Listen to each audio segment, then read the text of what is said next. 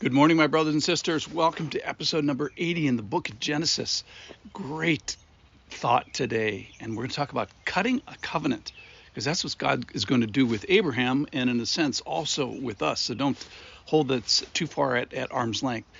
And here's the big point today, is that when God cuts this covenant with Abraham, with blood and sacrifice and death, he knows what it's going to cost him. When God cuts a covenant, he knows that he's cutting himself. So we're in the book of Genesis. We're walking through it 1 7-minute little thought segment at a time, little truths, and keep coming back to tomorrow with these little faithful expositions and faithful exposures. Why? So you kind of like stumble across diamonds. We're in chapter 15, and God is joining a relationship with Abraham. The big verse in chapter 15 is, after these things, the word of the Lord came to Abram in a vision. Fear not, Abram, I am your shield. Your reward shall be great. And later on, he says, he's making the covenant, he's talking about offspring. And Abram believes the Lord, and it's counted to him as righteousness. So today we're going to talk a little bit further in the depths of chapter 15 now, where God tells Abram, bring a heifer, a goat, a ram, a turtle dove, and a pigeon, cut the big things in half, the three big things in half, and then he's going to make some more promises.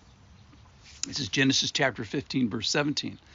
When the sun had gone down and it was dark, behold, a smoking fire pot and a flaming torch. So it was dark. We know this because it tells us sun was down and it was dark.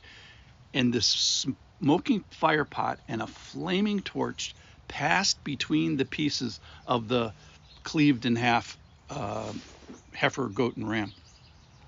On that day, the Lord made a covenant with Abram, saying, to your offspring, which he doesn't have any yet, I will give this land, he doesn't have any of that either, from the river of Egypt to the great river, the river Euphrates, the land of the Kenites, the Kenizzites, the Kadmonites, the Hittites, the Perizzites, the Rephaim, the Amorites, the Canaanites, the Girgashites, and the Jebusites.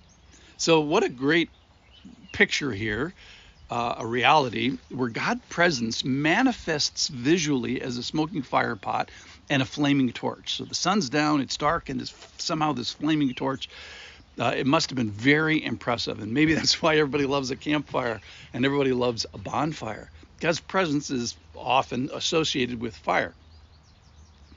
Later in Exodus chapter 13, we see that, quite visually, and the Lord goes before them by day in a pillar of cloud to lead them along the way, and by night in a pillar of fire to give them light, that they may travel by day and night. The pillar of cloud by day and the pillar of fire by night did not depart before the people.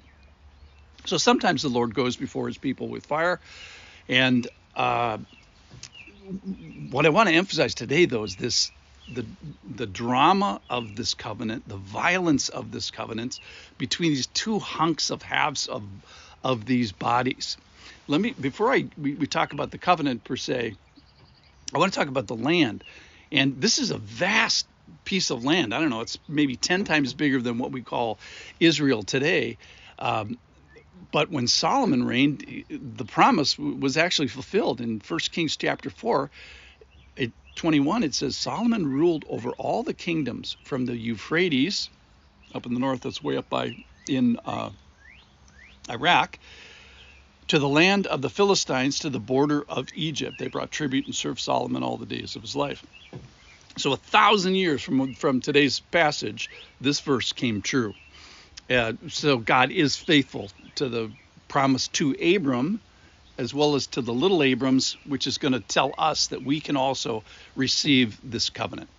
All right, so what's a covenant? A covenant is a formal thing that binds two parties together in a relationship, and on the basis of personal commitment with the consequences, certain penalties for keeping or breaking the covenant. So when it's a Hebrew term, cutting a covenant, it's saying, if I don't do the promises in this covenant, you can do this to me. So you can kill me. So let's be clear. The penalty of violation of this covenant is kind of life or death. It's keep this promise or else. Keep this. So this penalty, cutting you in half, death, your spilling of your blood, and your life becoming due, is a part of this covenant. So later, theologically, we're going to ask, well, hey, what are you going to do about your sin? And the Lord is going to say, look, I made this covenant with you. I sacrificed for you. So if you break this penalty, who's going to pay your penalty? Who will pay the penalty that is due you? So this is God's unconditional promise that he's going to give you land, yes, and of himself to Abram and the offspring of Abram, which is going to be you and me. So it's God binding himself to his people, for sure. And it's kind of like the gospel in these carcasses. So God knows the future. He knows that the people are going to breach this covenant. He knows that he is going to provide the cut. He is going to be destroyed. He's going to be killed, sacrificed, and have to use his son as a payment to restore this covenant. So someone is going to break fellowship. God is saying someone's going to break fellowship with me. And maybe that sounds like you and all of us. And the cool thing about this is God turns, even knowing all this, he turns towards mankind. So God had a chance to get out of this dance with humanity way back in the garden, but he turned towards Adam and Eve in the cool of the day. He knew what that commitment was going to cost him. And God had a chance to get out of the people business with the flood, but he turns towards Noah and his family, knowing what it's going to cost. And similarly here, God knows exactly what this commitment to Abram is going to cost. And he knows that it's going to cost, sacrifice and blood and life of his son, and yet he decides to make it. So he knows this.